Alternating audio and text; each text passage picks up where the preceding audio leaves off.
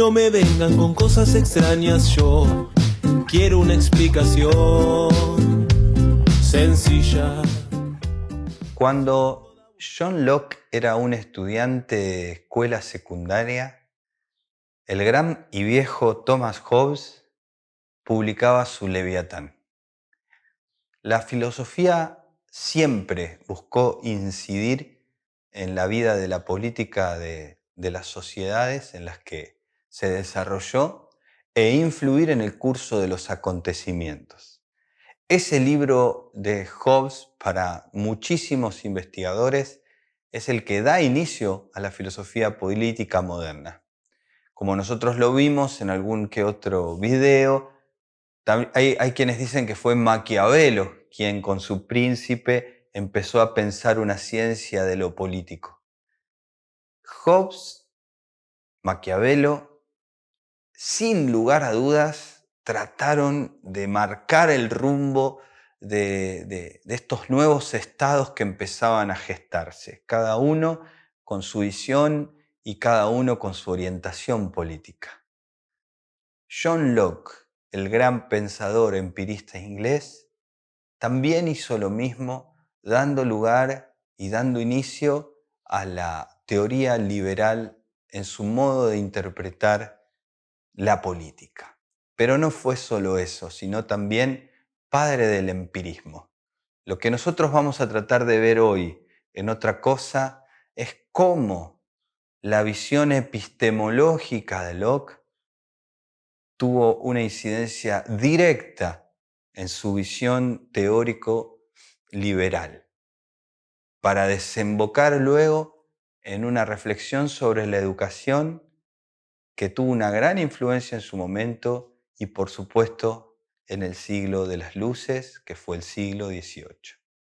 Hoy en Otra Cosa, John Locke. No me vengan con cosas extrañas, yo quiero una explicación sencilla. Acabamos de terminar una serie sobre el racionalismo que se manifestó en el continente europeo y que tuvo en Descartes, en Spinoza, en Pascal, en Leibniz, grandes desarrollos, grandes nombres.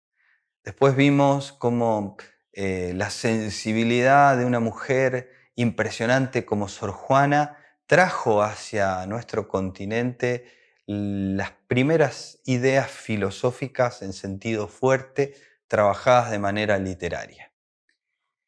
En el mismo momento que vivió el gran Leibniz, también desarrolló su pensamiento uno de los pensadores más importantes de ese tremendo siglo que fue el siglo XVII. Estamos hablando, por supuesto, de John Locke.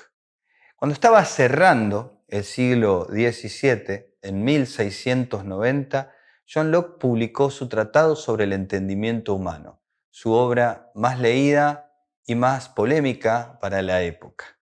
¿Qué intentaba expresar en ese texto John Locke? Lo que John Locke trataba y logró sin duda era cuestionar las ideas metafísicas del racionalismo, que estaba todavía muy imbuido, muy empapado de los debates teológicos heredados de la Edad Media. John Locke lo que hizo fue plantear una idea de muchísimo sentido común, pero que no estaba tenida en cuenta por el racionalismo, que es la idea básica y simple de que todo conocimiento humano deriva de la experiencia. En la mente no hay ideas innatas, tal cosa no existe. El entendimiento humano intenta ordenar y captar y dar sentido a los datos que provienen de la experiencia. La experiencia es siempre una experiencia sensorial. Estamos en el mundo y nos vinculamos al mundo, pero la mente no viene con ideas innatas. Locke se rebeló contra ese planteo cartesiano que había influido muchísimo en ese siglo XVII y fue muy criticado por haberse levantado contra el gran filósofo de la modernidad. Sin embargo, en la Gran Bretaña iniciaba un movimiento epistemológico fundamental con resonancias en lo educativo y en lo político. Ahora vamos a ver cómo es que esas ideas en su forma de entender el conocimiento humano también fueron abordadas desde la filosofía política. No me vengan con cosas extrañas, yo quiero una explicación.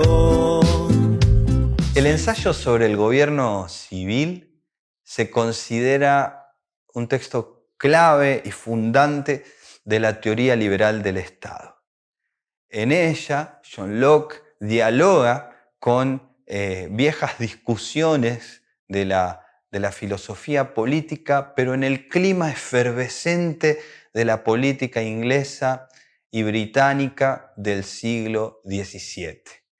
La gloriosa revolución de los ingleses en ese siglo, que había dejado como resultado una guerra civil, obligó a los pensadores y pensadoras a tratar de interpretar de otro modo lo que era la organización de estos estados-nación emergentes. Locke se comprometió políticamente para entender de un nuevo modo los viejos problemas de la monarquía ilustrada. Y planteó la idea fundante, como decía, de que es necesario dividir el sistema político en un aspecto ejecutivo y en otro aspecto legislativo. ¿Quién legisla? ¿Cómo? ¿Para qué? Todo esto era resultado de la vida política del Parlamento inglés, que al no ponerse de acuerdo había derivado en una guerra civil.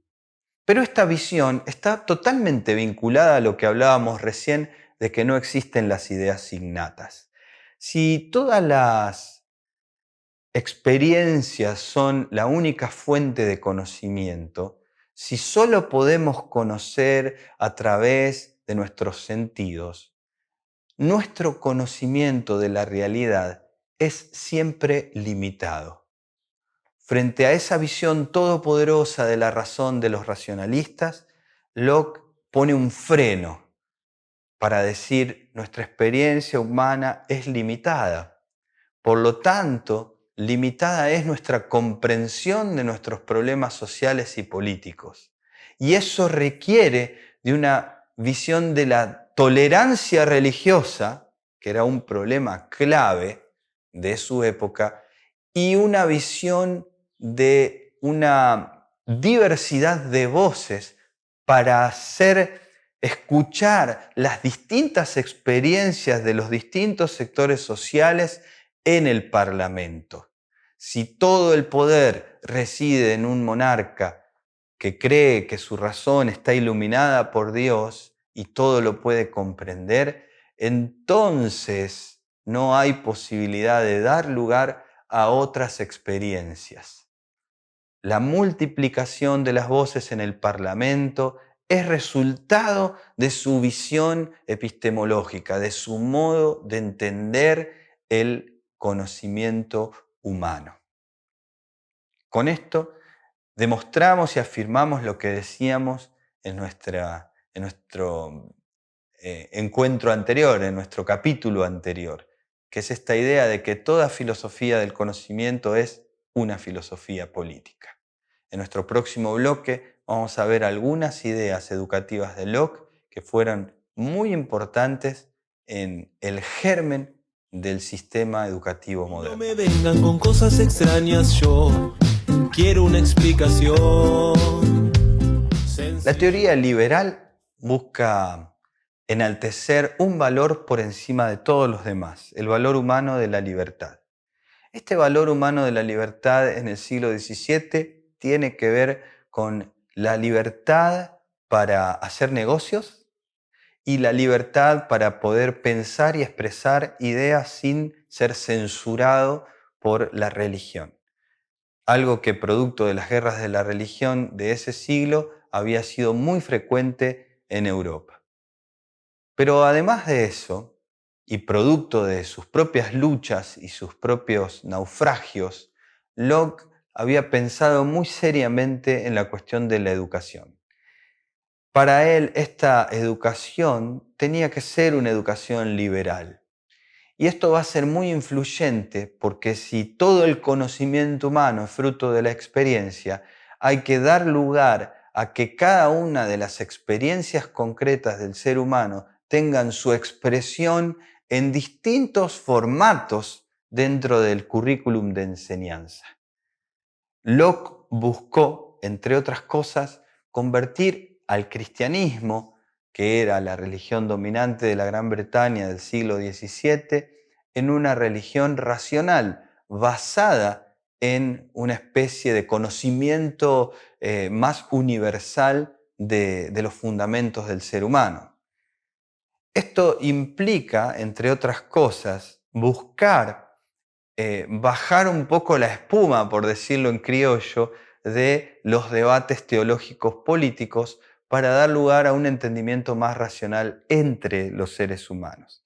A la misma vez, esto de dar lugar a la experiencia de las distintas personas también tiene como resultado el hecho de que la educación empezara a compartimentarse en distintas especialidades.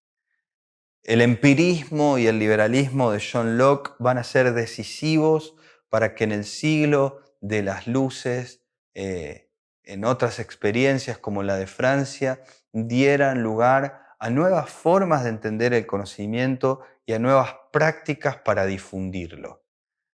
Lo vamos a ver en nuestros próximos encuentros, pero ya vamos a estar abordando otros autores del empirismo inglés como fueron Mary Astell o el obispo Berkeley o el gran David Hume.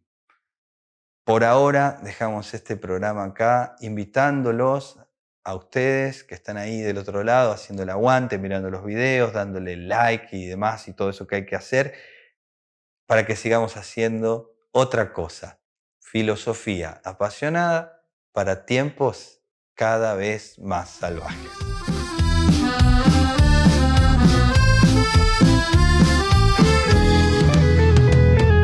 A mí no me vengan con cosas extrañas, yo quiero una explicación sencilla.